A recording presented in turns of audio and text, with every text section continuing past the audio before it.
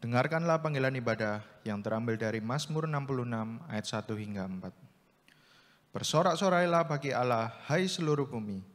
Mazmurkanlah kemuliaan namanya, muliakanlah dia dengan puji-pujian. Katakanlah kepada Allah, betapa dahsyatnya segala pekerjaanmu, oleh sebab kekuatanmu yang besar, musuhmu tunduk menjilat kepadamu. Seluruh bumi sujud menyembah kepadamu dan bermazmur bagimu, memazmurkan namamu. Sebelum memasuki ibadah pada pagi hari ini, mari kita siapkan hati dan pikiran, kita ambil saat teduh sejenak di hadapan Tuhan.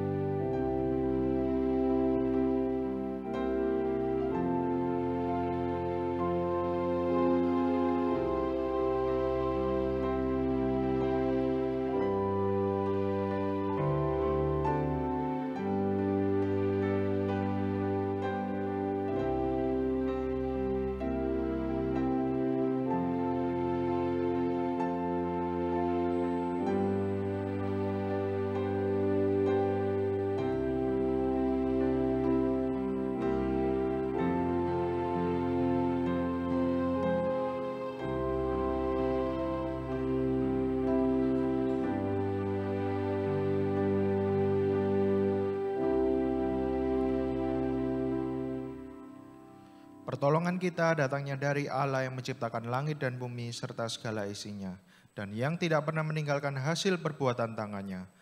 Turunlah kiranya atas kita semua kasih karunia dari Allah Bapa, Putra, dan Roh Kudus. Shalom jemaat yang terkasih. Mari saat ini kita memberikan pengagungan dan penghormatan hanya bagi Allah Tritunggal. Bersama kita naikkan pujian, hormat bagi Allah Bapa.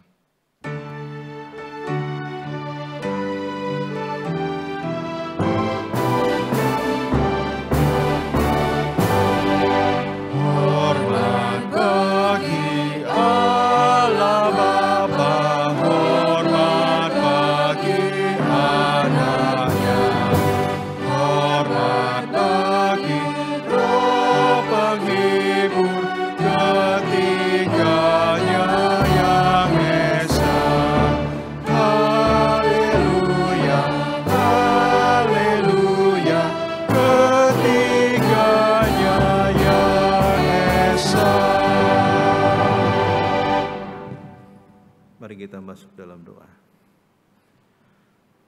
Bapa di surga, terima kasih buat kasih karunia Tuhan. Karena anugerah-Mu lah kami bisa berdiri di tempat ini. Karena kebaikan-Mu lah kami bisa ada sampai pada saat ini. Karena itu Tuhan, jangan ada di antara kami yang memegahkan diri. Karena itu Tuhan, tilik hati kami. Lihat apakah kami sungguh-sungguh berkenan di hadapan-Mu atau tidak. Jika dalam proses 1 minggu yang kami lewati, ada hal-hal yang tidak berkenan di hadapan Tuhan, yang menajiskan diri kami, ampunilah kami ya Tuhan. Dan berkatilah supaya tatkala kami beribadah, hati kami sungguh-sungguh terfokus kepada Tuhan dan bukan kepada yang lain. Dan berkatilah sehingga sungguh-sungguh ibadah kami, memberkati kami, menguatkan kami lewat firman Tuhan, dan sungguh-sungguh memeteraikan iman kami, untuk lebih cinta Tuhan dan lebih sungguh-sungguh mengikut Tuhan. Terpujilah nama-Mu ya Bapa. Demi nama Tuhan Yesus kami berdoa dan mengucap syukur. Amin. Jemaat dipersilakan duduk.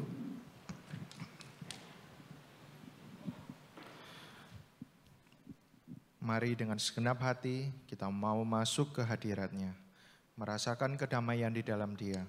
Kita mau sujud menyembah, meninggikan, dan mengagungkan Dia. Sebab hanya Dia yang layak kita sembah. Bersama kita pujikan. Masuk ke hadirat-Nya.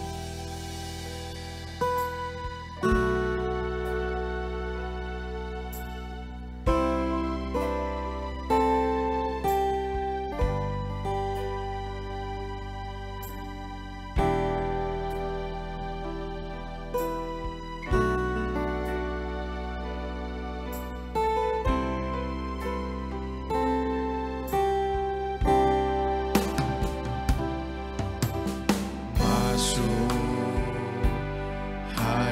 hadirat-Mu Tuhan. Dengan korban pujian masuk hadirat-Mu Tuhan, berhiaslah kekudusan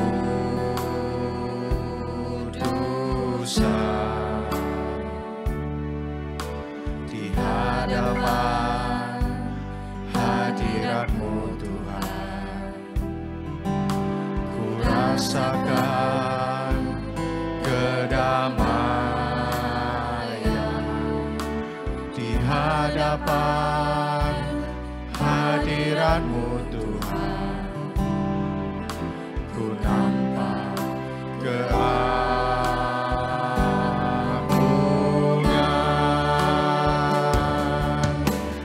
Yesus, ku sembah Engkau, sujud di hadapan-Mu. Keinginan dalam hidupku hanya untuk menyembah-Ku.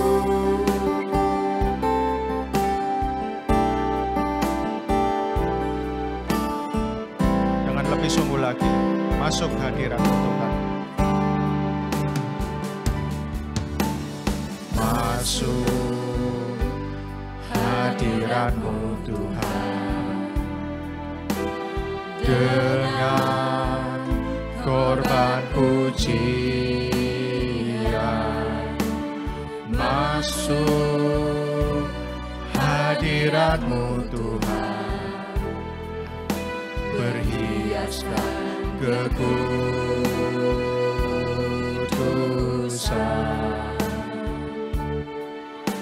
di hadapan hadirat-Mu Tuhan. Ku rasakan kedamaian di hadapan hadirat-Mu Tuhan. Ku nampak keagungan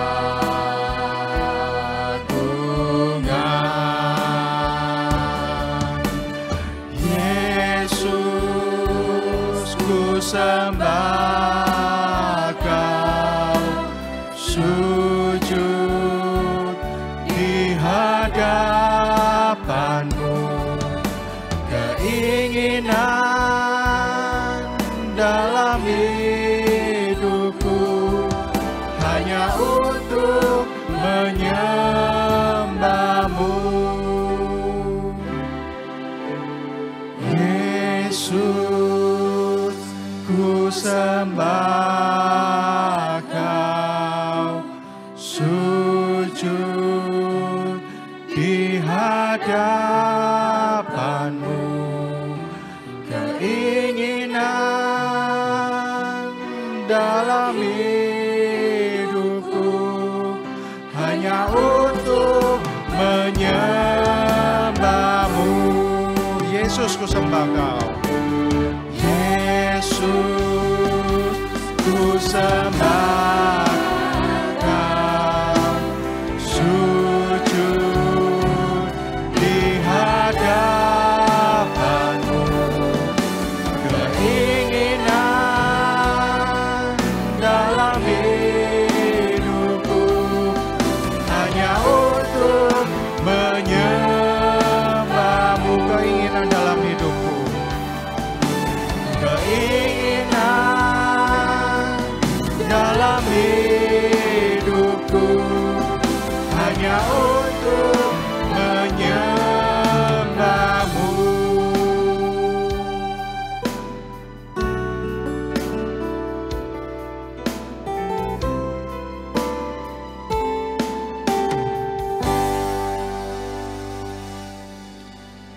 Adakah sukacita di tengah-tengah kita pada pagi hari ini? Dengan penuh sukacita, mari kita memuji Tuhan, menaikkan puji syukur hanya bagi Tuhan, sebab hanya Dia yang layak dipuja. Mari kita bersorak meninggikan namanya. segala puji syukur. Dengan bertepuk tangan, mari kita pujikan pujian ini.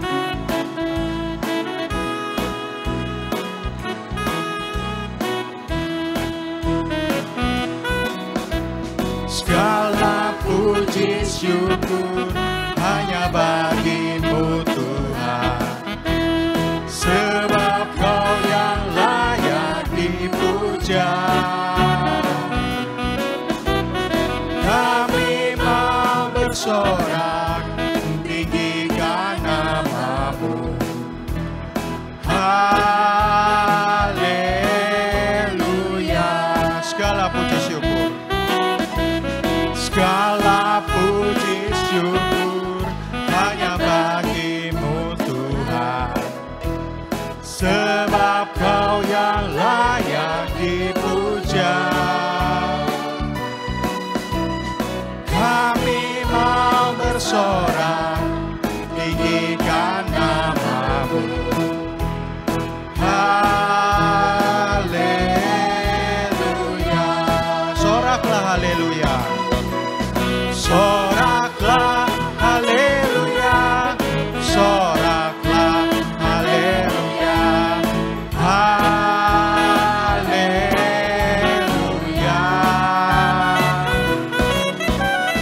Soraklah haleluya.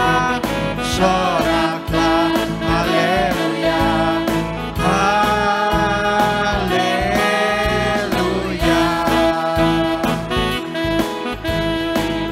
Dengan lebih bersemangat, segala puji syukur, segala puji syukur hanya bagi-Mu Tuhan, sebab Kau yang layak dipuja. Kami mau bersorak tinggikan nama-Mu. Haleluya.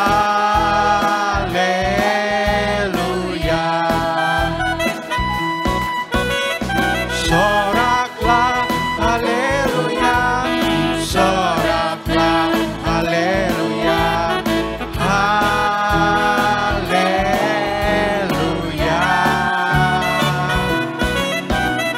Soraklah haleluya. Soraklah haleluya. Haleluya.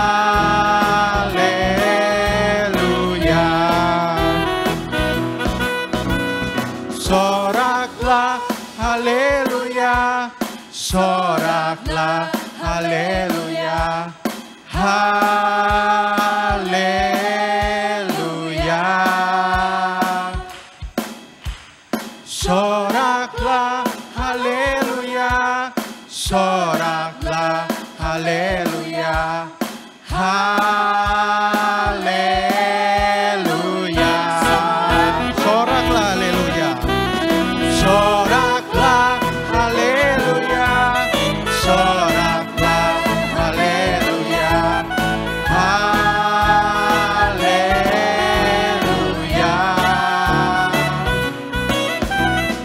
Soraklah haleluya. Soraklah haleluya. Haleluya. Haleluya. Haleluya.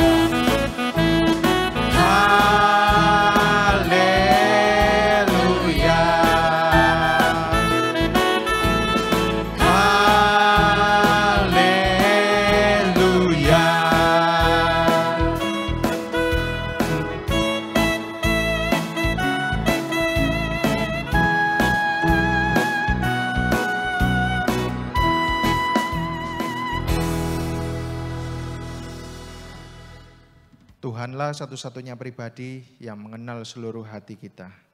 Tidak ada yang tersembunyi di hadapannya. Maukah setiap kita untuk lebih dekat lagi kepadanya, tinggal di dalam dekapan kasih-Nya, dan selalu haus akan firman-Nya. Sebelum kita menerima firman Tuhan yang akan disampaikan hamba-Nya, mari kita mempersiapkan hati dan pikiran bersama kita pujikan pribadi yang mengenal hatiku.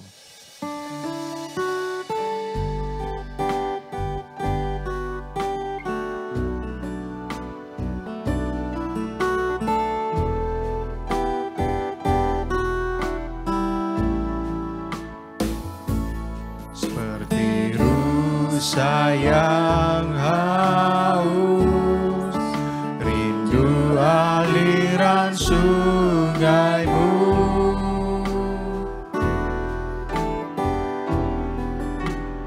Hatiku tak tahan menunggumu.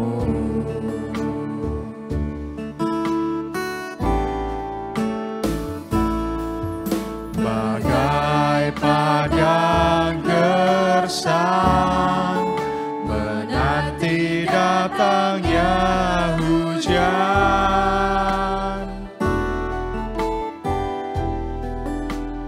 begitupun jiwaku, Tuhan. Hanya Engkau ya Tuhan, hanya Engkau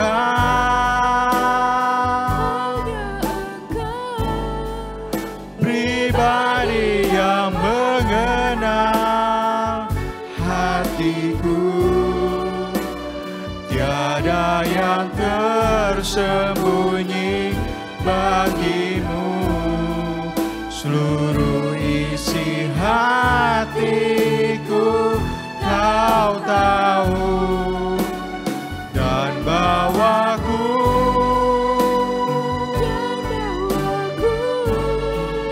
untuk lebih dekat lagi padamu, tinggal dalam indahnya dekapan kasih-Mu. Saya undang jemaat untuk bangkit berdiri.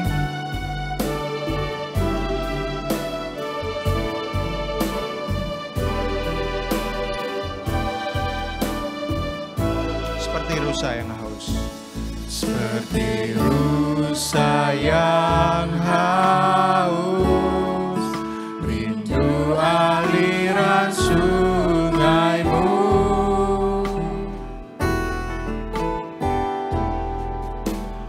Hatiku tak tahan menunggumu.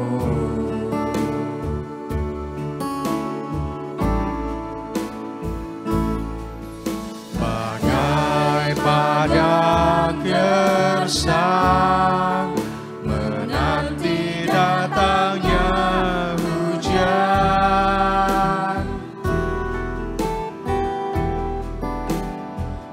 begitupun jiwaku,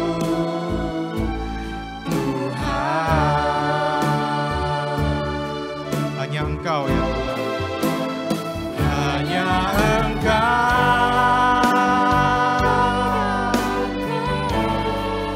pribadi yang mengenal hatiku.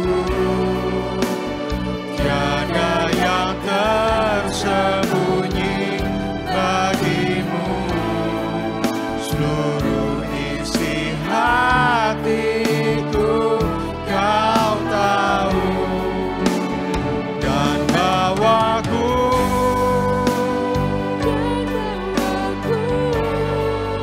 untuk lebih dekat lagi padamu, tinggal dalam indahnya dekapan kasih-Mu. Hanya Engkau ya Tuhan, pribadi yang mengenal hatiku. Hanya Engkau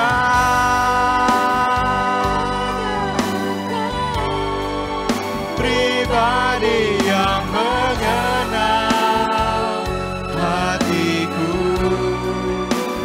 Tiada yang tersembunyi bagimu, seluruh isi hatiku Kau tahu, dan bawaku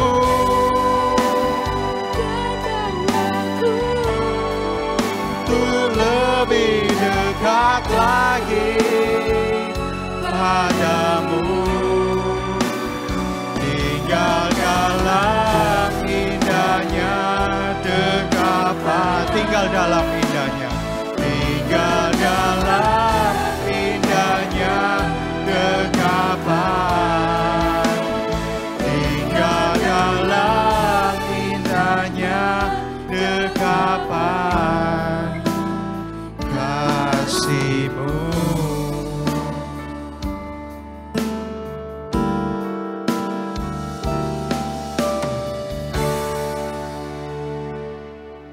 Bapa di surga, kami bersyukur buat hari ini, hari di mana Tuhan mengizinkan kami untuk bisa datang ke rumah Tuhan, untuk datang menyembah Tuhan, untuk datang mendengarkan sabda Tuhan. Berbicaralah kepada setiap kami Tuhan lewat hamba-Mu, sehingga kami yang mungkin sedang letih lesu dan berbeban berat akan dikuatkan. Dan kami serahkan waktu ini ke dalam tangan Tuhan, mohon anugerah dan belas kasihan-Mu. Demi nama Tuhan Yesus kami berdoa dan mengucap syukur. Amin. Silakan duduk. Shalom Bapak Ibu. Hari ini 18 Juni ya adalah hari yang spesial ya. Hari ini adalah Father's Day, saudara ya. Jadi di Amerika sekarang sedang disambut Hari Bapak ya. Meskipun di Indonesia Hari Bapak ini kok kurang laku gitu ya. Selalu ingatnya itu pasti minggu ketiga bulan 5 Mother's Day ya. Nah ternyata minggu ketiga bulan Juni itu diperingati as a Father's Day ya. Jadi semua fathers yang hadir pada pagi ini saya undang untuk bangkit berdiri. Wah, kita berikan aplaus ya. Oke. Nah, yang sudah jadi papa ya. Nah, saya rindu saudara mendoakan mereka, pasanganmu ini ya. Dan doakan mereka, jadi papa itu tidak mudah ya. Kita berikan aplaus sekali lagi. Oke, silakan duduk ya. Nah, Bapak Ibu yang dikasihi oleh Tuhan, ada ungkapan yang mengatakan seorang ayah adalah pahlawan ya bagi putranya dan cinta pertama daripada anak putrinya ya. Sehingga saudara yang dikasihi oleh Tuhan kadangkala tidak mudah menjadi superhero bukan? Harus tampil tetap energik dan baik. Kemudian tidak mudah juga menjadi cinta pertama dari putri Anda karena Anda takut membuat dia patah hati bukan ya. Nah karena itu adalah sebuah anugerah menjadi seorang ayah ya. Apakah ada yang menyesal jadi seorang ayah pagi ini? Dan merencanakan untuk berhenti jadi ayah begitu ya. Tidak mungkin karena Anda sudah mendapatkan predikat itu ya. Bapak Ibu, saya mengajak saudara untuk pagi ini membuka Efesus pasal yang ke-6 ya. Ini adalah bagian selanjutnya dari khotbah saya minggu lalu berkaitan mengenai relasi antara suami istri, dan sebagai feedbacknya, pelengkapnya dalam bulan keluarga ini adalah relasi orang tua dan anak ya. Dan saya berusaha menyoroti ini dari dua dimensi, dari sudut pandang anak dan juga dari sudut pandang kita sebagai orang tua ya.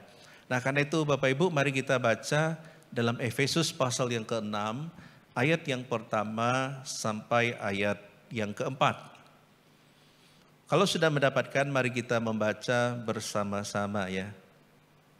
1, 2, 3.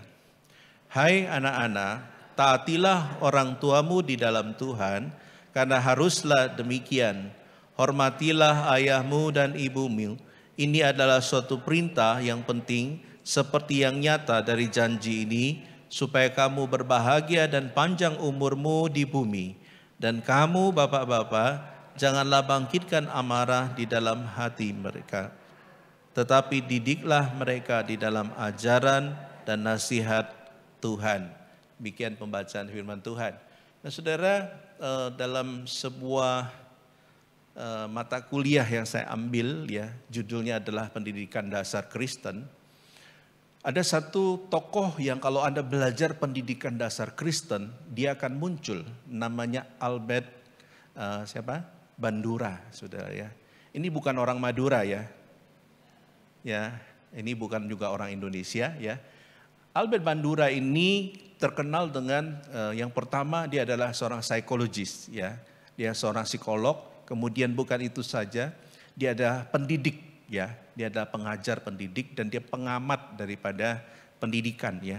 Nah yang menarik saudara, kemudian teorinya yang paling terkenal yaitu apa? Social learning theory ya. Jadi suatu teori yang dikembangkan berkaitan mengenai proses orang belajar secara sosial ya. Nah dalam pengetahuan atau sesuatu yang lama sering kita dengar ya. Orang mengatakan kalau kamu ingin belajar sesuatu, kamu harus mengalaminya, harus berada di tempat itu, baru kamu bisa belajar. Tapi teori Albert Bandura ini mematahkan teori pendidikan yang selama ini dikembangkan atau dipercaya ya, dengan menyampaikan social learning theory ya. Jadi apa teorinya ini? Dia ingin mengatakan bahwa seorang anak atau manusia belajar itu prosesnya adalah dia mulai dengan mengamati atau observation, mengamati. Jadi ketika dia mengamati, dia melihat, kemudian apa yang terjadi, dia modeling atau dia melihat peragaan atau contoh begitu ya. Sehingga kemudian prosesnya adalah itu direkam dan kemudian akhirnya menjadi perilaku yang dia lakukan gitu ya. Jadi secara garis besar teorinya begitu ya. Sehingga ini menyangkali persepsi teori yang lama yang mengatakan bahwa orang kalau belajar tuh harus ada di ruang dan tempat itu ya. Saya ambil contoh, ketika pandemik kita mengenal yang namanya Zoom dan YouTube bukan? Saya masih ingat waktu pertama pandemik, saya gaptek sekali saudara ya. Waktu itu masih belajar, Zoom pun tidak bisa. Ketika mengoperasikan Zoom, banyak jemaat yang bilang, Pak, kok enggak share screen dan lain sebagainya. Dalam hati saya, apa itu share screen ya? Saya enggak mengerti. Kemudian saya belajar, kemudian saya mulai tahu begitu ya. Kemudian masuk ke dunia YouTube juga banyak belajar ya. Dan dalam proses itu saudara, kalau misalkan Anda melihat waktu zaman-zaman pandemik, Anda misalkan dengar seorang berkhotbah, awalnya mungkin saudara akan tertarik ketika dengar khotbahnya, lalu kemudian Anda melihat YouTube-nya. Dan ketika melihat YouTube-nya, kemudian saudara mulai penasaran orang ini siapa. Saudara mulai searching biodatanya. Nah setelah Anda tertarik, kemudian Anda mulai mengikuti pengajaran-pengajarannya. Nah saudara, proses itu terjadi. Anda tidak perlu berada di kota itu, di ruang kelasnya dia, tidak perlu. Tapi Anda bisa belajar dengan cara apa? Yang pertama observation, dan yang kedua adalah modeling atau peragaan ya. Nah saudara, bagaimana prosesnya? Kalau lebih mendetail kira-kira begini saudara ya. Jadi pertama prosesnya adalah ketika orang mau belajar, dia harus punya satu antusiasme, attention ya, satu perhatian untuk mau melihat belajar ya. Misalkan dia melihat seseorang yang dia hormati, pemimpin, tokoh, guru maupun orang tua. Nah ketika dia melihat itu lalu dia tertarik, dia pengen jadi salah satunya ya. Kemudian proses selanjutnya adalah dari dia mengamati itu, kemudian masuk di fase yang kedua, retention. Retention itu artinya apa informasi yang dia dapat, apa yang dia saksikan, apa yang dia lihat modelingnya, peragaannya. Dia simpan di dalam kognitifnya, kemudian menaruhnya di alam bawah sadarnya. Dan kemudian dia memproses itu, dan proses selanjutnya adalah kemudian dia akan mengingatnya kembali dan kemudian dia akan mulai mempraktekkannya. Nah, fase yang ketiga namanya production ya. Production ini adalah apa yang dia sudah lihat, apa yang sudah dia dengar, apa yang sudah dia saksikan, kemudian itu dia mulai praktekkan ya. Makanya saudara ketika dia praktekkan, kemudian ini sesuatu yang kadang-kala lucu-lucu. Ya, waktu anak saya masih kecil ya, ketika saya pulang dari gereja, saya habis khotbah, jas saya gantungkan di gantungan baju begitu ya. Nah anak saya kecil bisa masuk ke dalam jas itu dan mulai bertingkah seperti pengkhotbah. Saudara tangannya angkat begitu ya. Masih kecil begitu ya. Nah mungkin saja waktu itu dia menyaksikan, kemudian dia lihat ada peragaan, kemudian dia belajar untuk mempraktekkan. Nah fase ini saudara ketika dia mempraktekkan itu sangat berpengaruh terhadap respon. Kalau anak saudara mempraktikkan segala sesuatu, kalau responnya adalah satu hal yang positif, apresiatif, maka dia akan menjadikan itu sebagai satu input yang baik, ya, feedback yang baik.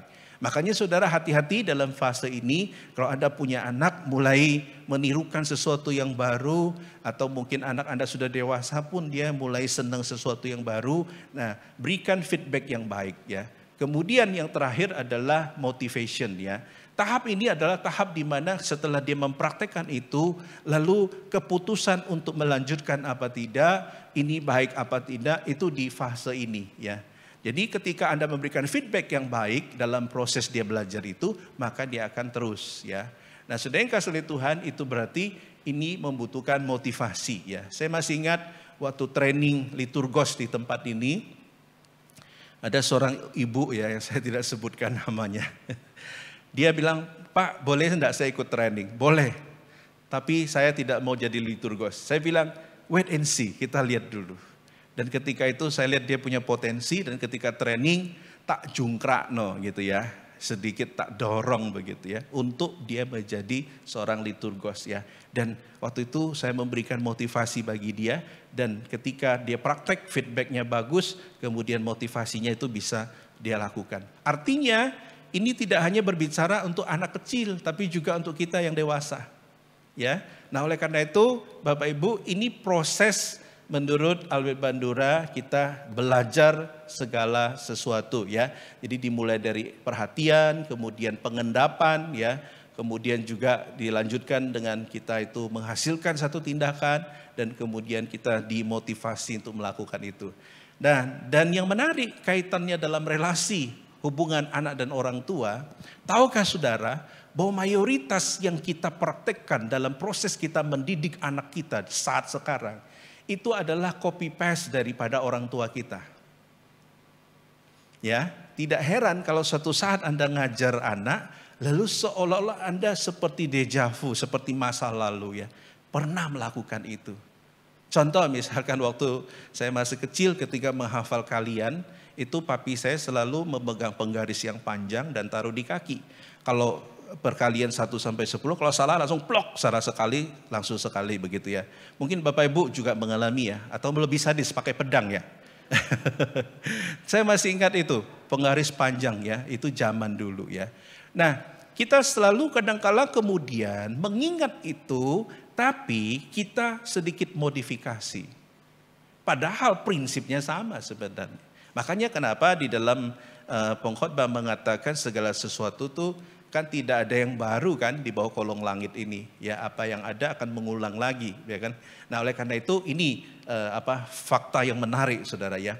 Nah, apa kaitan dengan khotbah kita pada pagi ini? Saya ingin katakan bahwa demikian juga di dalam konteks relasi antara orang tua dan anak dalam konteks Alkitab begitu ya. Kalau saudara melihat kebenaran firman Tuhan ya dalam bagian ini, lalu timbul pertanyaan, bagaimana relasi orang tua dan anak di dalam Kristus ya. Jadi relasi antara orang tua dan anak di dalam Kristus. Yang pertama, kalau kita membaca di dalam ayat 1 sampai 3, Alkitab mengatakan demikian. Hai anak-anak, taatilah orang tuamu di dalam Tuhan, karena haruslah demikian.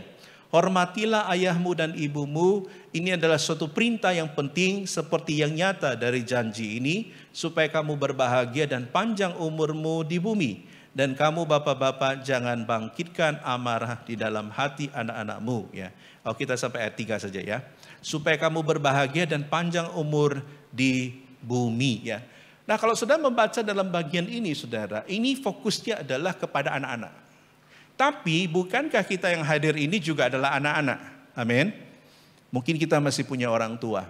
Nah, Bapak Ibu yang dikasih oleh Tuhan, sebagai anak itu sebenarnya tidak ada faktor umur ya. Kemarin saya diizinkan Tuhan pulang untuk merawat mami saya. Dan di mata orang tua kita itu selalu masih kecil. Ya, padahal kita ini sudah bangkot begitu ya, sudah umur sudah hampir 50, tapi di mata orang tua kita selalu dianggap masih kecil begitu ya. Itulah kenapa kadangkala ini juga terjadi dalam diri kita ya. Nah, kembali ke dalam bagian ini, saya mau katakan bahwa dari ayat pertama sampai ayat yang ketiga, ini adalah bagian yang familiar bukan? Kalau baca ini ingat apa? Keluaran pasal 20. Yaitu tentang 10 perintah Allah ya. Kalau saudara membaca di dalam Alkitab ya, di sini Efesus mengutip satu bagian dari Keluaran 20:12, hormatilah ayahmu dan ibumu supaya lanjut umurmu di tanah yang diberikan Tuhan Allah kepadamu ya. Kalau saudara belajar bagian ini menarik saudara. Dari semua perintah Allah, hanya perintah ini yang mengandung janji. Jadi barang siapa menghormati orang tuanya, dia akan lanjut usianya, begitu ya. Nah, saudara yang kasih oleh Tuhan, kalau kita membaca ini, kita akan dapat menyimpulkan bahwa dasar dari Efesus pasal yang ke-6 ayat 1 sampai 3 adalah hormat orang tua, lanjut umur, begitu ya. Nah, itu berarti apakah saudara yang hadir pada pagi ini yang usianya lanjut itu pasti menghormati orang tua? Kita tidak tahu. Ya, kita tidak tahu dan kita tidak berani menghakimi. Tapi Alkitab mengatakan orang yang menghormati orang tuanya, dia akan lanjut umurnya. Nah, dalam konteks Alkitab itu maknanya demikian, saudara ya. Kalau saya mengutip dari Ulangan 21 ayat 18 sampai 21, kalau sudah baca di situ dengan jelas dalam bagian ini ingin mengatakan bahwa orang yang durhaka, ya, Lembaga Alkitab Indonesia menulis anak yang durhaka, begitu ya. Yaitu kalau anak yang tidak menghormati orang tuanya, maka konsekuensinya itu mengerikan. Sama hukumannya dengan orang berzina, yaitu apa? Dirajam, dilempari batu sampai mati. Kalau saudara tahu hukuman rajam itu mengerikan, saudara. Jadi orang yang dihukum itu akan ditaruh di sebuah lapangan, kemudian di tengah lapangan itu akan digali satu lubang yang sampai di paha, ya, atau lutut ke atas sedikit, dan tangan itu diikat, dan dia akan mulai dilempari batu oleh seluruh penduduk kota. Jadi yang mungkin sayang sama dia, batunya cilik mungkin ya. Tapi yang tidak senang sama dia, apa yang terjadi? Oh, yang gede, betul enggak? Kalau dalam kasus penghukuman, lebih bagus batu kecil apa besar? Kalau hukuman, kalau yang lempari sak Surabaya, wah saudara, kecil pun bermakna, betul enggak? Kalau kecil dilempar di tempat yang sama, jebol saudara ya, apalagi yang besar. Anda bisa bayangkan, ketika anak itu dikatakan dia tidak taat kepada orang tuanya, dia membantah kepada orang tuanya, maka orang tuanya punya hak untuk menyeret dia ke pengadilan, menyerahkan kepada tua-tua, dan kalau dia sungguh-sungguh kedapatan bersalah, dia dihukum mati. Wow, ini mengerikan saudara, dan bukan saja mengerikan, ini bagi orang Yahudi sesuatu yang membanggakan. Artinya apa? Orang tua punya satu privilege, punya satu hak istimewa, yaitu apa? Dia mempunyai kuasa atas anaknya. Nah, itulah kenapa saudara, dalam konteks ini ketika anak itu tidak taat sama dengan mati. Makanya kenapa kalau kamu menghormati, lanjut usiamu, begitu ya. Tidak mengalami itu. Itu berarti saudara, kalau kita melihat dalam konteks perjanjian lama, maka selalu identik antara penghormatan ini dilandasi dengan satu ketakutan atau otoritas dan lain sebagainya ya. Nah, saya lanjutkan saudara. Kita dapat melihat bahwa dalam Ulangan itu ingin mengatakan bahwa orang tua punya hak penuh atas diri anaknya ya. Sehingga kalau anak itu tidak menghormatinya, tidak mendengarkan, membangkang ya, dia berhak untuk dihukum mati. Nah saudara, ini juga yang terjadi masih di beberapa bagian dunia ya. Kalau saudara pergi ke India misalkan, atau Bangladesh, atau sekitar-sekitar situ, ada yang namanya pembunuhan dengan kehormatan. Ya, honorable killing ya. Jadi misalkan saya punya putri, lalu putri saya ini mempermalukan keluarga, maka saya akan adili dan saya akan bunuh sendiri putri saya. Dan itu terjadi sampai pada hari ini. Nah Bapak Ibu yang dikasih oleh Tuhan, ini budaya atau tradisi atau hukum yang sebenarnya sudah ada begitu lama ya. Tapi dalam konteks ini bukan mereka yang membunuh, tapi diadili oleh tua-tua baru dihukum mati begitu ya. Tapi prinsipnya sama. Nah saudara, itu berarti dalam konsep orang Yahudi, anak itu tidak punya hak ya. Anak itu tidak punya satu istilahnya, satu keistimewaan ya. Orang tualah yang mempunyai otoritas penuh terhadap anak. Jadi anak itu tidak bisa protes, anak itu tidak bisa ngomong ABCD, pokoknya nerima apa adanya begitu ya. Nah inilah yang dalam konteks budaya Yahudi ya. Dan yang kedua kalau kita melihat kalau dia tidak mendengarkan ya, ada dua atau istilah yang diberikan kepada dia ya. Yang pertama adalah pelahap dan yang kedua adalah peminum.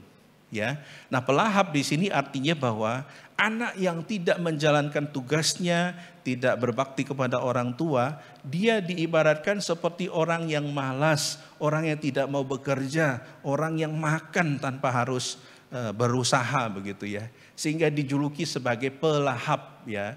Jadi dia berhak untuk mengalami hukuman. Kenapa? Karena dia disebut sebagai pelahap. Dan yang kedua adalah peminum ya. Ini yang istilah yang dipakai di dalam ulangan tadi ya, bahwa dia artinya punya kebiasaan minum, karena orang Yahudi biasa minum anggur ya. Mungkin karena anak ini tidak bekerja atau tidak melakukan aktivitas ya, kemudian dia ya minum anggur berlebihan sehingga menjadi pemabuk gitu ya. Tapi istilah ini diberikan sebagai gambaran bahwa anak yang tidak berbakti kepada orang tua adalah anak yang puhau begitu ya. Makanya istilah-istilah jelek ini diberikan kepada mereka. Nah Bapak Ibu yang dikasihi oleh Tuhan, apakah mereka benar-benar peminum dan pelahap? Kita tidak tahu, banyak tafsiran berkaitan itu ya. Tapi intinya ingin mengatakan bahwa ketika anak ini sudah tidak menghormati orang tua, dia dianggap sebagai sampah. Dianggap sebagai sampah masyarakat yang harus dibersihkan. Ya, dan ini begitu ekstrim di dalam tradisi Yahudi ya. Makanya tidak heran sampah ini daripada ngotorin ya harus dihilangkan begitu ya, dihukum ya, dibereskan begitu. Ini dalam konteks hukum dan budaya mereka gitu ya. Nah, dalam budaya kita tentunya tidak demikian. Anak sekarang justru menjadi raja, betul? Kalau kita mau liburan selalu tanya anak kan, mau kemana? Ke Bali yuk, anak kita bilang bosen lah Bali terus. Lalu kita bilang ya sudah kalau gitu ke Trawas saja. Aduh kok deket sekali sih Trawas, ke orang miskin aja. Nah, ada yang mengatakan begitu. Ya, kemudian apa? Yes kita aja ke luar negeri. Wah ke luar negeri, hore seneng kemana? Disneyland senengan aja. Akhirnya yang mendikte itu anak.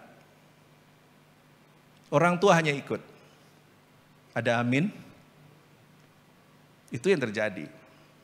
Terus ada juga orang tua yang begini. Pak, kamu kok lama enggak ke gereja? Iya Pak, saya tergantung anak saya. Anak saya kok bisa bangun pagi hari Minggu, ya saya ke gereja. Kalau enggak, ya enggak. Saya langsung, hah? Jadi didikte oleh anak, begitu ya. Atau ada juga yang diatur oleh anak dalam mengambil keputusan. Misalkan sekolah ya, ada yang testimoni kepada saya, ada yang anaknya itu saudaranya itu memutuskan untuk studi ke Australia. Dan dia bilang, saya mau studi di Australia, apapun caranya saya harus ke Australia. Lalu akhirnya mamanya kasihan ya, jual emasnya, jual apanya supaya anak ini bisa studi di Australia. Dan singkat cerita ketika pulang enggak jadi orang. Ada satu kena narkoba, ada satu masuk penjara ya.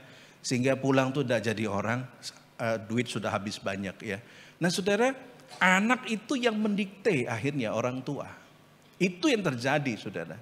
Itulah kenapa saudara dalam hukum yang Alkitab gariskan itu beda. Ya, jangan sampai anak itu yang mendikte, tapi jangan sampai orang tua juga terlalu kejam. Ya, dengan memanfaatkan privilege ini, lalu anak misalkan ya, anak kita mulai kurang ajar. Pak, saya mau praktekkan ulangan 21. Apa? Anakku mau tak bersihkan misalkan ya. Nah, itu juga tidak boleh ya, karena ini kan hukum perjanjian lama ya. Poin saya adalah dalam bagian ini, baik itu di dalam perjanjian lama maupun perjanjian baru, yang ingin digarisbawahi adalah pentingnya proses didikan. Nah Pak, kalau anak kami sudah dewasa gimana Pak? Oh tetap, karena pendidikan itu sampai maut itu kita sampai mati itu masih belajar begitu ya. Nah dalam proses pendidikan ini dikatakan bahwa baik PL maupun PB itu menekankan pentingnya seorang ayah itu menjalankan fungsinya, seorang ibu dan ayah menjalankan fungsinya sebagai orang tua, yaitu apa? Mendidik mereka ya.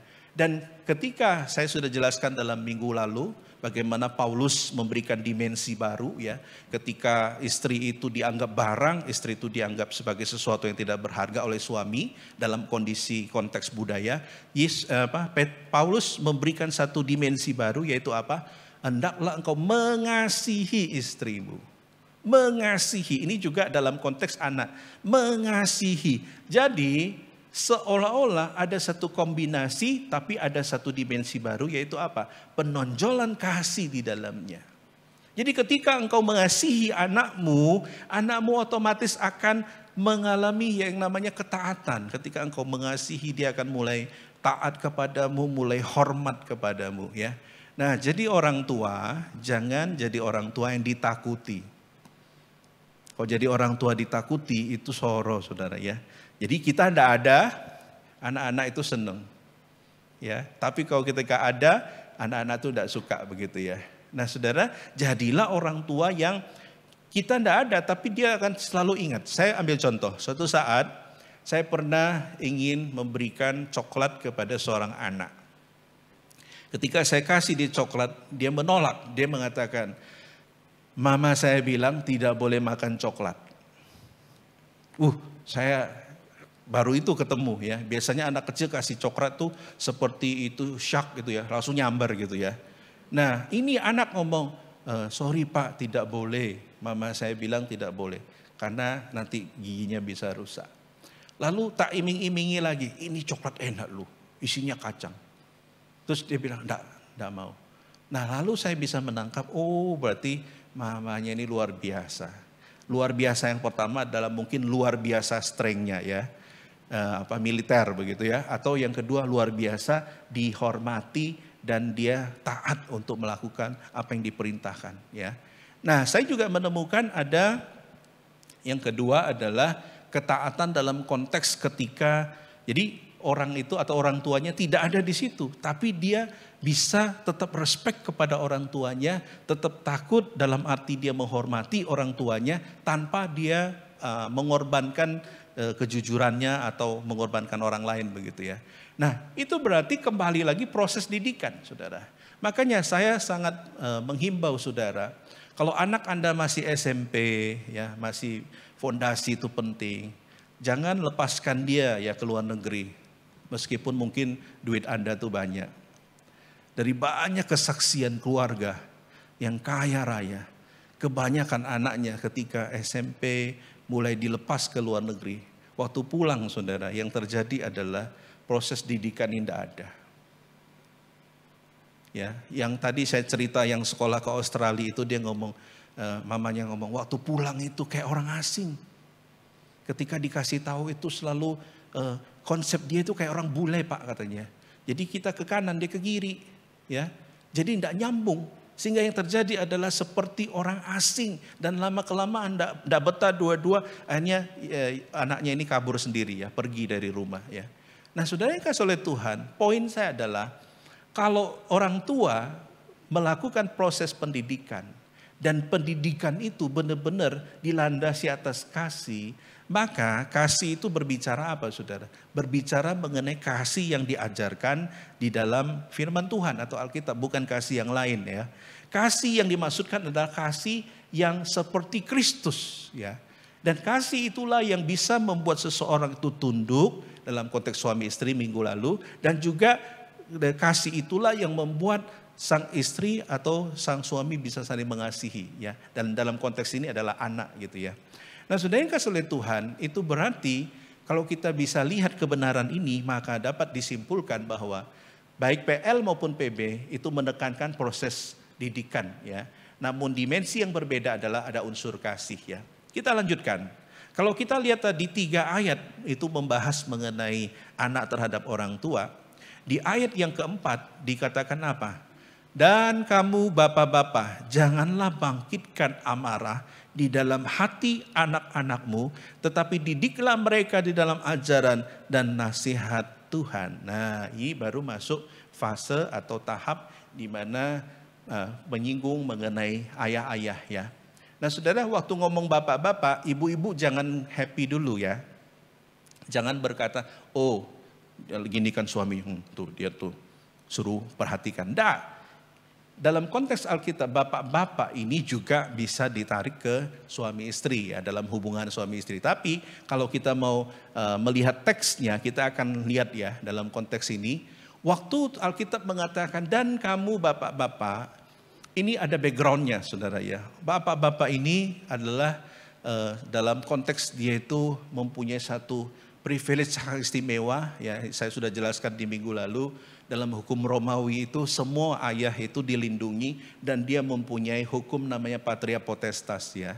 Yaitu apa? Satu hukum secara legal yang memberikan otoritas penuh kepada seorang ayah untuk berkuasa penuh atas anak dan keluarganya.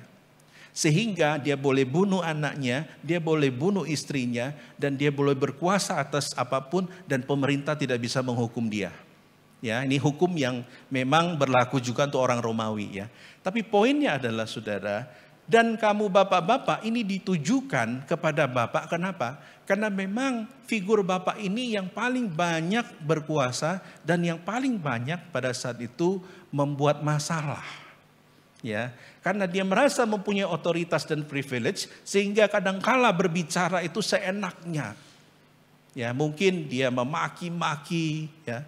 Kemudian mungkin melakukan atau mengucapkan sesuatu yang tidak seharusnya. Sehingga surat ini atau ayat ini dituliskan, dan kamu bapak-bapak ya. Jadi sebagai kebetulan ya hari ini adalah hari ayah ya.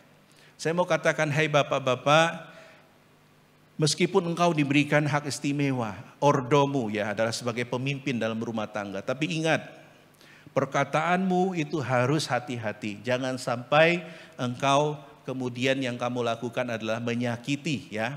Nah, kata yang dipakai di sini adalah jangan bangkitkan amarah ya.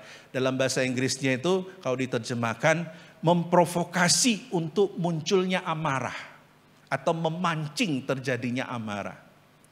Nah, kok bisa bapak-bapak melakukan itu ya? Nah, kadangkala kalau kita perhatikan bapak-bapak tuh memang usil ya. Anaknya lagi anteng, digoda-godain. Atau kadang suka panggil anaknya dengan sebutan yang kadang lucu-lucu ya. Panggilan kesayangannya ya. Ada apa, dulu saya ada kenal satu keluarga, anaknya itu dipanggil, Anda tahu dulu ada ikan yang ininya gede? Siluk ya kalau tidak salah ya, betul ya? Yang jenongnya gede inilah ya. Nah, ikan apa itu saya tidak tahu namanya. Nah, anaknya kebetulan ininya agak gede gitu. Jadi dipanggil nama ikan itu gitu ya. Nah saudara, saya rasa anaknya pasti malu. Pasti merasa bagaimana gitu ya.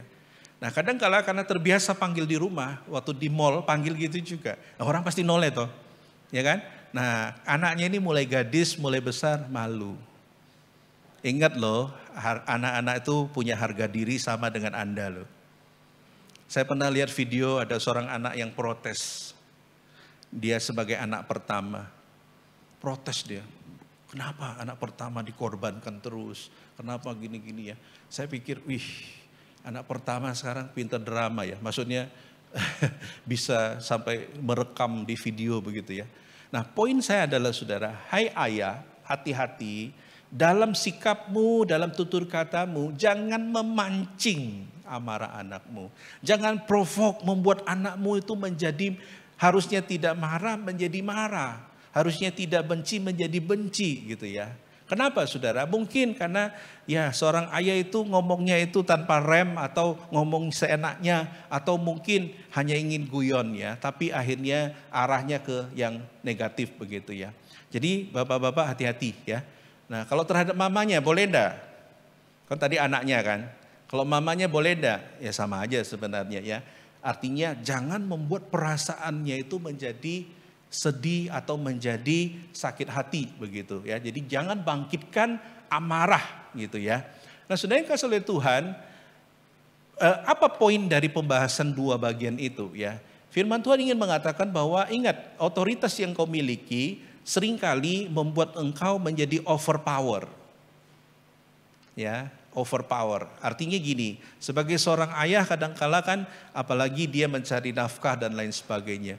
Bisa saja sebagai seorang ayah itu minta privilege, hak istimewa begitu ya. Sehingga ketika pulang kalau bisa, saya lihat ada sebuah yang tak tahu drama atau apa, suaminya pulang sepatunya dicopotin, kemudian disediakan minum, habis masuk nanti dipijat-pijat, habis itu disediakan makan. Pokoknya suami itu diperlakukan seperti raja ya. Saya mau tanya istri, apakah Anda mau melakukan itu? Kau lihat mukanya sih tidak mau ini ya. Emangnya aku pembantu Pak, aku ini hamba ta. Ya. Nah, ada yang mau melakukan itu. Tapi orang yang melakukan itu jangan kau hakimi, itu dia melakukan itu dengan sukacita, ya.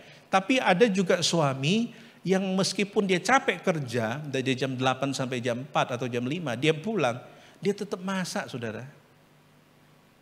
Jadi dia sempetin belanja, dia pulang, dia masak. Dan dia masak untuk seisi rumah tangga, untuk makan. Berarti istrinya tidak masak? Enggak. Suaminya yang melakukan itu. Lalu istri-istri ngomong, ini loh teladan, ini loh teladan. Saya mau katakan sekali lagi, tanpa maksud menghakimi. Dua tipe ini sama-sama baik, karena dia melakukan itu dengan sadar dan tanpa paksaan, betul? Jadi engkau jangan memaksa dia. Dia melakukan itu karena cinta, karena kasih, ya. Jadi kita tidak punya satu kapasitas untuk menghakimi, ya. Nah, karena itu Saudara, kalau engkau diberikan otoritas, hai orang tua, jangan salah gunakan otoritas itu. Ada kasus-kasus di mana orang tua memaksa anaknya menjadi prostitut. Ada kasus-kasus di mana orang tua itu menjual anaknya. Ada kasus di mana orang tua itu abandon, meninggalkan anaknya tanpa tanggung jawab dan lain sebagainya. Itu berarti apa Saudara? Tuhan kasih kita tanggung jawab, itu berarti nanti Tuhan akan minta pertanggungjawaban. Jadi hati-hati jadi orang tua, ya. Jadi jangan suka atau jangan sampai abuse of power begitu ya. Nah, lalu timbul pertanyaan, bagaimana kita memprovokasi anak kita? Yang pertama, meremehkan. Ketika engkau meremehkan anakmu, ya, dengan cara apa? Misalkan selalu engkau menganggap dia tidak mampu, dia anak kecil, dia tidak mungkin bisa. Itu berarti engkau sedang provoke dia. Engkau meremehkan dia. Dan ini sering kali terjadi Saudara, ya, khususnya di mata orang tua. Kita akhirnya mulai memprovokasi dia dan dia yang diperlakukan itu merasa kok begini ya, selalu diremehkan begitu. Nah, yang kedua dengan cara apa? Memprovokasi dengan menghina dia, ya. Jadi ketika engkau menghina, tidak ada apresiasi sedikit pun, sehingga yang terjadi anak itu sepanjang usianya adalah berjuang ingin mendapatkan pujian dari orang tua atau apresiasi dari orang tua. Dulu saya mengajar SMP, ya, ada anak yang ketika dapat 80 itu dia sedih dan gemetar. Kenapa? Nanti kalau pulang pasti dimarahi. Sedangkan anak yang lain dapat 70 itu dia cium tanah, Saudara. Kenapa? Karena baru itu dia dapat 70. Biasanya 40. Jadi karena saya dulu guru, saya mengajar di satu yayasan di Kalimantan. Saya tahu ada tipe anak yang dapat 70 cium tanah, yang dapat 80 gemetaran. Kenapa? Takut dihukum nanti pulang. Lalu saya bilang, kalau mau jujur, papamu, mamamu suruh ujian, belum tentu dapat 80 loh. Betul enggak? Nah, jadi kadangkala orang tua jangan sampai mematok satu standar yang dirinya pun tidak bisa melakukan itu. Ya, nah karena itu Saudara yang kasih oleh Tuhan, ini masuk kategori provokasi, ya, itu menghina. Dan yang terakhir, nah ini yang tanpa sadar, memanjakan dengan cara membiarkan atau tidak mengingatkan, ya. Kadangkala misalkan anak kita masih kecil, kita tidak mengarahkan dia, yang kemudian hari nanti ini akan menjadi bumerang yang akan membuat dia akhirnya cepat untuk berubah hatinya karena dia tidak punya Tuhan, sehingga dia gampang untuk salah komunikasi dengan kita dan selalu bawaannya menentang kita. Ya, cikal bakalnya dari apa? Terlalu memanjakan. Ya. Nah, Saudara yang kasih oleh Tuhan, lalu timbul pertanyaan, dari tiga ini, meremehkan, menghina dan memanjakan, kira-kira yang paling banyak terjadi yang mana, Saudara? Semuanya. Ya, tiga-tiga ini kerap dan sering kita lakukan, ya. Nah, karena itu ayat selanjutnya dikatakan, tetapi didiklah. Jadi kata yang dipakai di sini adalah memelihara, merawat sampai pada kedewasaan. Nah, ayat inilah yang memberitahu kepada kita sampai di mana tanggung jawab seorang orang tua. Jawabannya adalah sampai dia dewasa. Artinya setelah dia menikah itu sudah di luar tanggung jawab kita. Jadi saudara jangan melepaskan tanggung jawab kalau anak saudara belum menikah. Ya, kalau saudara misalkan punya anak, ya, lalu dia tidak ke gereja dan dia belum usia pernikahan, ya, saudara, itu adalah tanggung jawab saudara untuk mengingatkan. Atau yang lainnya, ketika belum sampai dia usia pernikahan, sampai dia dewasa, itu tetap tanggung jawab saudara, ya. Nah, ketika baca ini, saya baru ingat, ya, ketika waktu akan menikah, ketika saya ketemu dengan calon mertua waktu itu, ya. Nah, dalam tradisi di Sumatera itu kami harus memberikan 4 angpau, saudara, ya, ketika menikah. Jadi angpau 1, angpau 2, angpau 3, angpau 4. Lalu saya tanya, angpau ini isinya berapa? Lalu dia bilang, istri saya bilang, terserah, enggak apa-apa, berapapun enggak apa-apa. Ya saya akhirnya isi, ya lumayan lah begitu, ya, ada 4. Nah saudara, waktu ketemu calon mertua saya, hal yang membuat saya terharu adalah dia terima angpau itu dan dia ngomong begini, aku tidak jual anak, ya. Jadi mama cuma ambil 1 angpau 1 lembar, habis itu dikembalikan. Dalam hati saya, puji Tuhan. Berarti apa? Duitnya utuh, saudara, ya. Karena 4 angpau itu kalau dikombinasi, digabung, itu lumayan bisa untuk tiket PP itu, ya. Nah saudara yang kasih oleh Tuhan, mama mertua saya luar biasa. Dia bilang, saya tidak pernah jual anak. Jadi relasi tetap kita, tapi saya hanya adat aja. 1 amplop ambil 1 lembar dan dia kembalikan. Dan saya bilang, yes. Karena waktu itu kebutuhan banyak, ya, karena untuk bikin pesta dan lain sebagainya. Nah Bapak Ibu yang dikasih oleh Tuhan, saya baru ngeh, iya ya. Sebelum kita mengantarkan anak kita ke altar itu, kan bapak biasanya, papa kan yang ngantarin anak perempuan waktu masuk dan menyerahkan ke calon suaminya. Nah itu tanggung jawab kita itu baru selesai di situ. Sebagai seorang ayah. Lupa kalau anakku tidak menikah. Nah itu masalahmu itu. Artinya tetap di dalam tanggung jawabmu. Kenapa? Karena dikatakan didiklah sampai usia dewasa. Orang Yahudi dewasa itu ya dianggap 30. Ya 30 itu dianggap dewasa. Nah itu berarti sudah yang kasih oleh Tuhan. Ini tanggung jawab kita. Nah karena itu sebagai seorang orang tua harus mengingatkan anaknya. Kalau dalam masa usia-usia itu harus menegur mereka, harus mengarahkan mereka dengan kasih, ya. Kenapa? Karena itu masih tanggung jawab Anda, ya.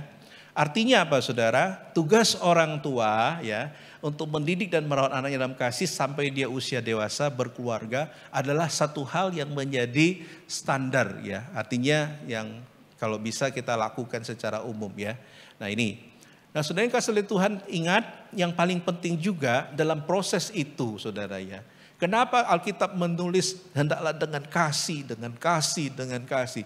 Karena relasi kasih itu akan long lasting dibandingkan dengan relasi otoritas. Kalau orang menghormati orang tuanya, anak menghormati orang tuanya hanya karena otoritas, maka waktu dan kondisi akan mengubah itu. Tapi kalau relasinya adalah kasih, maka sampai kapanpun, sampai bahkan orang tua kita tidak ada pun, ya, kita akan tetap mengasihi dia. Ya, kemarin saya ke makam ayah saya ketika saya pulang Kalimantan. Papa saya sudah meninggal 19 tahun dan saya datang ke makamnya. Dan ketika itu ada rasa sukacita karena bisa singgah di makamnya begitu, ya. Dan kasih itu tetap ada begitu, ya. Tetap ada feeling itu, ya. Tapi kalau hanya otoritas, ketika figurnya tidak ada, itu sudah tidak ada. Ya, jadi usahakan kalau kita dalam keluarga jangan tekankan otoritas. Otoritas kan dari kata otot, ya, dikit-dikit kekerasan, dikit-dikit kekerasan. No, anak kita itu tidak akan respect kalau kita hanya mengandalkan itu. Alkitab katakan, hendaklah dilandasi dengan kasih. Kasih yang membuat orang akhirnya hormat dan juga sungguh-sungguh respect begitu, ya. Dan ujung-ujungnya mau obey, patuh, ya. Jadi Bapak Ibu yang dikasih oleh Tuhan, ini yang harus kita ingat, ya. Nah, kemudian di bagian selanjutnya, di bagian akhir ya, di ayat yang keempat. Tetapi didiklah mereka di dalam ajaran dan nasihat Tuhan. Ini kunci dari semua kunci. Jadi ketika engkau sudah membangun relasi kasih yang baik, maka ajarkanlah firman Tuhan itu berulang-ulang kepada mereka. Siang malam. Kata yang sering dipakai adalah kalungkanlah itu di lehernya. Ya, ketika dia duduk, dia berdiri, dia berjalan, ya. Artinya bahwa apa, Saudara? Nasihat, didikan itu berbicara, kalau dalam bahasa aslinya itu artinya hukum Tuhan, ya. Atau kalau diartikan ya firman Tuhan gitu ya. Jadi didiklah mereka berdasarkan nasihat Tuhan, ajaran Tuhan, yaitu apa? Berdasarkan Alkitab atau firman Tuhan. Jadi biasakan untuk mengkomunikasikan firman Tuhan kepada anak kita. Contoh misalkan, ketika anak kita ini malas bangun. Ini kan kalau sudah musim-musim liburan atau apa, anak kita kan tidurnya siang misalkan ya, bangunnya siang ya. Tidurnya itu pagi ya. Nah Bapak Ibu, kita misalkan mengingatkan ya, kalau di Alkitab tuh disebutkan bahwa kalau orang yang sungguh-sungguh bisa membagi waktunya dengan baik, atau misalkan dia wanita, Amsal 31 kan ya, kalau seorang istri itu dia akan bangun pagi-pagi, dia akan menyediakan segala sesuatu misalkan ya, kita ingatkan firman Tuhan. Atau ketika dia malas, kita ngomong di Alkitab ada ngomong, hai pemalas, belajarlah kepada semut ya. Masa kita kalah sama semut gitu ya. Jadi kita belajar mengkomunikasikan firman Tuhan. Jangan mama-mama sekarang seringkali menasihati anaknya pakai film Korea. Kamu ingat episode itu? Ketika dia berantem sama suaminya, kan begini-begini. Loh, jadi nasihatinnya pakai drama Korea. Saya jadi bingung tuh. Nah, pakai firman Tuhan, Saudara. Firman Tuhan ini jadikan dasar. Kenapa? Karena Alkitab yang mengajarkan, ya, didiklah mereka sampai mereka usia dewasa. Berdasarkan apa? Alkitab, bukan berdasarkan yang lain, ya. Nah, ini. Nah, ada yang kehilangan mamanya nih. Mencari mamanya. Oh, ya. Nah, konsentrasi. Jadi dapat disimpulkan keseluruhannya pembahasan kita pada pagi ini, yaitu menjadikan kasih yang diajarkan firman Tuhan itu menjadikan kasih ya sebagai dasar ya, yang sebagai didikan ya, bukan otoritas atau pengalaman ya. Jangan menjadikan pengalaman sebagai dasar kita mengajar anak-anak. Karena kebetulan dan kebanyakan pengalaman itu akan meleset begitu ya. Nah karena itu sudah yang kasih oleh Tuhan, kita mau menjadikan firman Tuhan yang adalah dasar itu ya, dengan kasih itu mengajarkan kepada mereka. Makanya startnya adalah nanti pulang, ya nanti malam sebelum tidur, biasakan berdoa bersama. Ya, masih melakukan mesbah keluarga? Ada yang gini, ada yang gini-gini ya. Nah, mungkin saudara bertanya, Pak Ovi mesbah keluarga? Iya. Ambil siapa?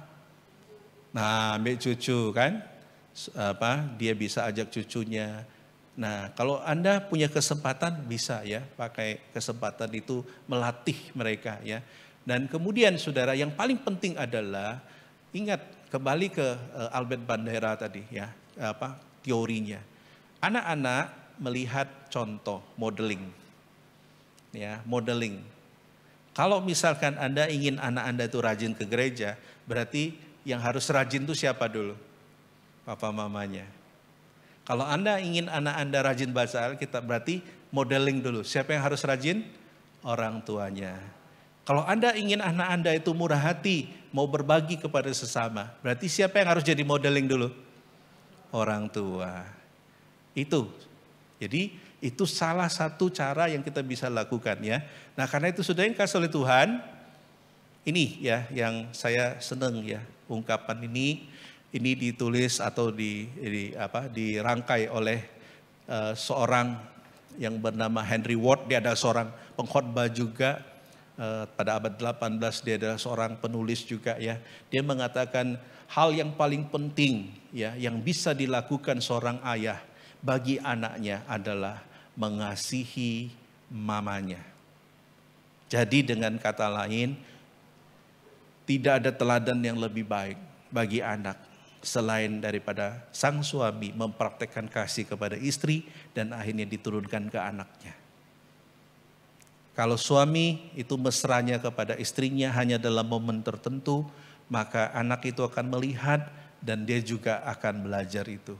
Tapi kalau suami memperlakukan istrinya dengan kasih all the time, maka anaknya juga akan belajar untuk melakukan kasih terhadap sesama, ya.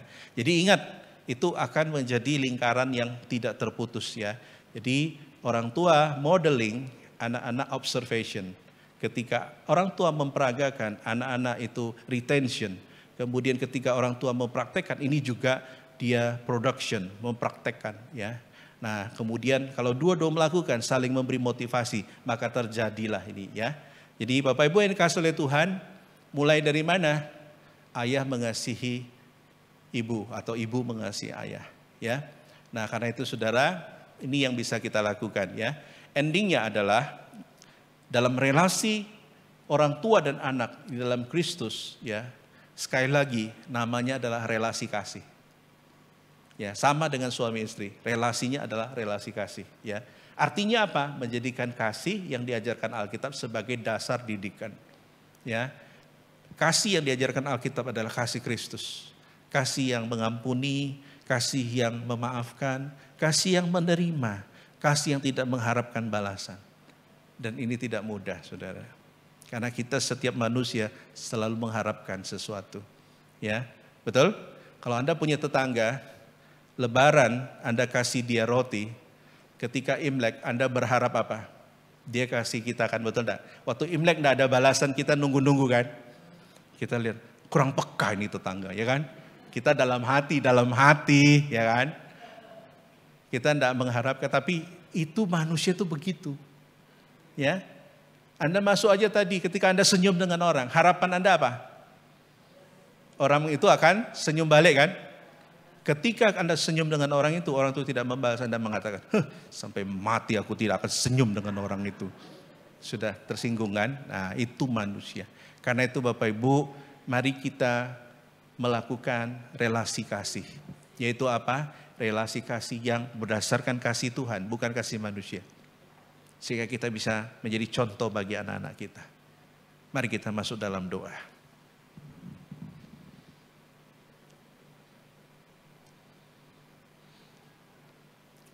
Bapak Ibu yang dikasihi oleh Tuhan, mari kita mendoakan anak-anak kita. Dalam hati kita doakan, kita sebut nama mereka dalam doa kita. Dan kita rindu supaya relasi kasih ini dapat kita teruskan. Generasi demi generasi. Sehingga dengan kasih Tuhan, kita mau mendidik anak kita untuk mengasihi sesama. Mari kita ambil waktu, kita doakan anak-anak kita.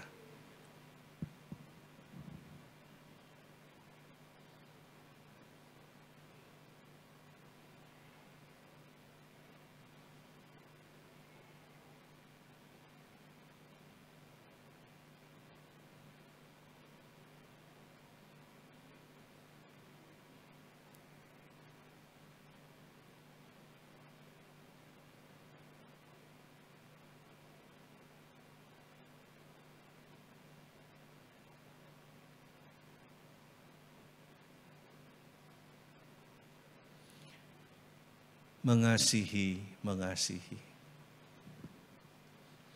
Mari kita bangkit berdiri.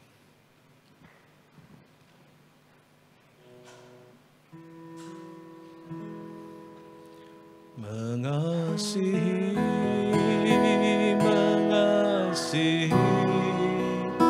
lebih sungguh. Mengasihi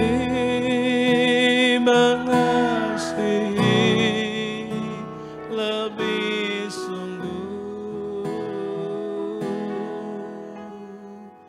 Tuhan lebih dulu mengasihi kepadaku, mengasihi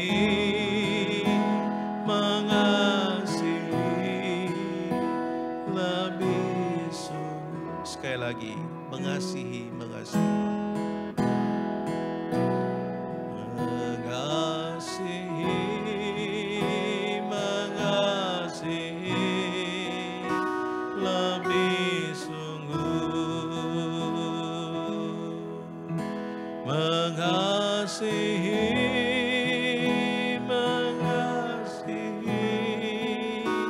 lebih sungguh.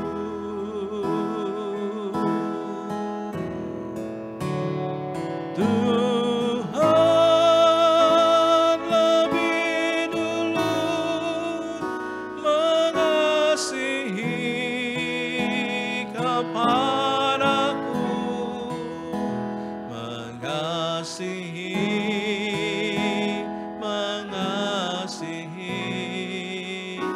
lebih sungguh. Mari kita berdoa untuk gereja kita, supaya gereja kita dapat menjadi gereja yang penuh kasih. Gereja yang bukan saja membangun relasi dengan sesama, tapi juga membangun relasi yang penuh dengan kasih terhadap suami istri, terhadap anak, terhadap lingkungan di mana kita berada, terhadap jemaat demi jemaat. Kita doakan supaya ada kasih di dalamnya. Mari kita berdoa. Bapa di surga yang kami sembah dalam nama Tuhan Yesus, kami rindu ya Bapa, komunitas kami Elion Rungkut dapat menjadi gereja yang penuh dengan kasih. Gereja yang sungguh-sungguh membangun fondasinya, bukan dengan kepintaran, bukan dengan otoritas, bukan dengan faktor-faktor yang lain, tapi dengan kasih daripada Tuhan. Kasih itulah yang kami mau terapkan dalam relasi kami suami istri, relasi orang tua dan anak. Karena itu berkatilah ya Bapa, supaya gereja kami tambah hari, tambah maju, tambah diberkati oleh Tuhan. Terpujilah nama-Mu ya Bapa, demi nama Tuhan Yesus kami berdoa. Kita doakan juga sekolah Injil liburan yang akan dilaksanakan 22, 23, 24 Juni ini. Doakan, udah ada sekitar 20 lebih anak yang mendaftar. Kita berdoa untuk target kalau bisa ada 30 sampai 40 anak yang akan mendaftar. Kita doakan untuk 5 pembicara yang sudah kita atur. Kita doakan supaya Tuhan yang akan memberkati, karena ini adalah seal pertama setelah pandemik. Kita doakan supaya terjadi kebangunan di dalam seal ini, dan banyak anak-anak dapat dimenangkan untuk go and tell about Jesus, memberitakan tentang Yesus kepada semua orang. Mari kita berdoa. Bapa di surga, kami serahkan pada saat ini ya Bapa untuk sekolah Injil liburan yang akan dilaksanakan tanggal 22 sampai 24 ini Tuhan.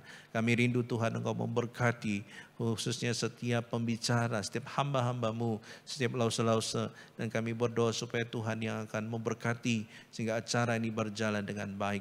Kami serahkan Tuhan berkati juga untuk pendaftaran yang akan ditutup hari ini. Tuhan memberkati supaya target kami bisa tercapai. Kami serahkan Tuhan berkati untuk keamanan, untuk semua acara ke dalam tangan Tuhan. Terpujilah nama-Mu ya Bapa, demi nama Tuhan Yesus kami berdoa. Terima kasih Tuhan atas doa kami yang jauh dari sempurna, bila Engkau memberkatinya. Demi nama Tuhan Yesus kami berdoa. Amin. Bersama dengan gereja di segala abad dan tempat, mari kita mengaku iman kita dengan pengakuan iman rasuli. Aku percaya kepada Allah, Bapa yang Maha Kuasa, Khalik langit dan bumi, dan kepada Yesus Kristus, anaknya yang tunggal Tuhan kita, dari kandung dari Roh Kudus, lahir dari anak darah Maria, yang menderita sengsara di bawah pemerintahan Pontius Pilatus, disalibkan, mati dan dikuburkan, turun ke dalam kerajaan maut. Pada hari yang ketiga, bangkit pula dari antara orang mati, naik ke sorga, duduk di sebelah kanan Allah, Bapa yang Maha Kuasa. Dan dari sana Ia akan datang untuk menghakimi orang yang hidup dan yang mati. Aku percaya kepada Roh Kudus, gereja yang kudus dan am, persekutuan orang kudus, pengampunan dosa, kebangkitan tubuh, dan hidup yang kekal. Amin. Silakan duduk saudara. Tuhan memberkati.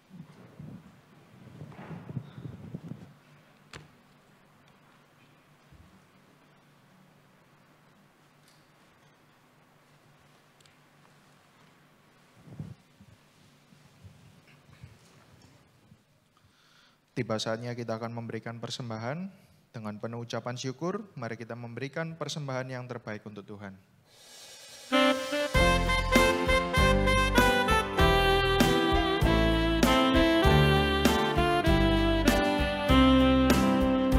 Rindukah kau hidup yang melimpah dari Tuhanmu dan segala yang kau perlu? Percayalah pada Bapa dan sesuai janjinya kan genap atas dirimu. Memenuhi hari ini di hatimu, limpahlah pialamu seperti janji Tuhanmu. Memenuhi hari ini di hatimu dengan kuasa Roh Kudus. Darahnya Tuhanmu memenuhi piala kosongmu, datanglah kepadanya. Mempersembahkan dirimu di hadirat Tuhanmu, firman-Nya kau kan diberi. Memenuhi hari ini di hatimu, limpahlah pialamu seperti janji Tuhanmu. Memenuhi hari ini di hatimu dengan kuasa Roh Kudus.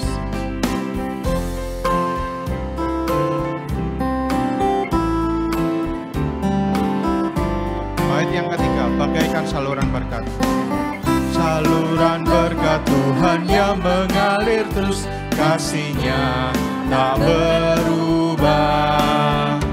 Dan Tuhan telah berjanji dengan kuasa Roh Kudus memenuhi pialamu.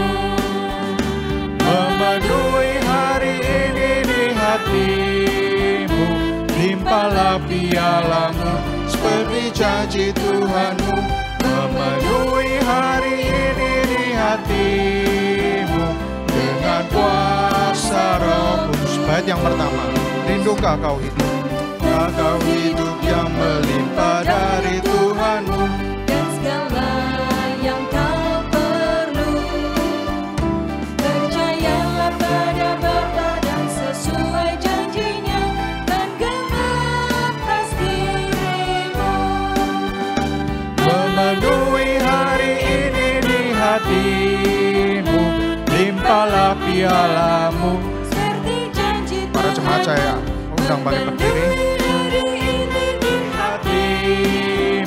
Dengan kuasa Roh Kudus, memenuhi hari ini di hatimu, limpahlah pialamu seperti janji Tuhanmu. Memenuhi hari ini di hatimu dengan kuasa Roh Kudus.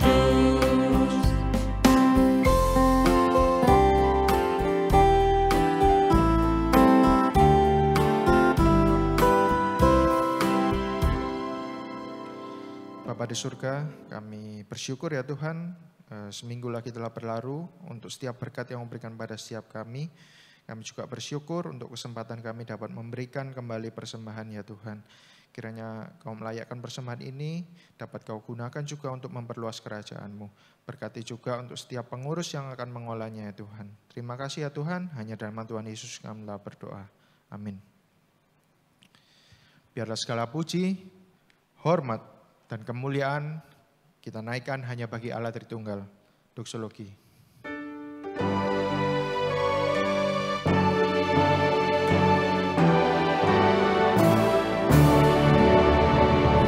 Puji Allah, sumber berkat, puji Dia semua ciptaan.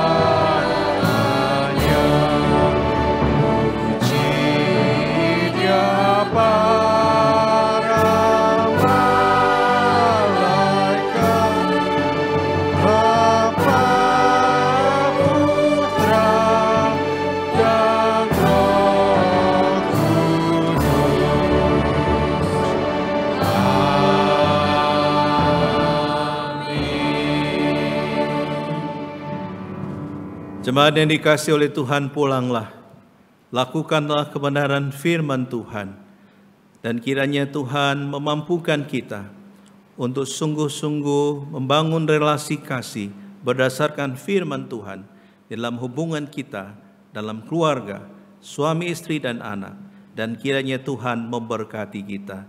Kiranya kasih karunia daripada Allah Bapa, kekuatan dan penopangan dari Tuhan kita Yesus Kristus, anugerah dan penghiburan dari Allah Roh Kudus akan selalu menyertai kehidupan kita sekalian, mulai saat ini sampai selama-lamanya.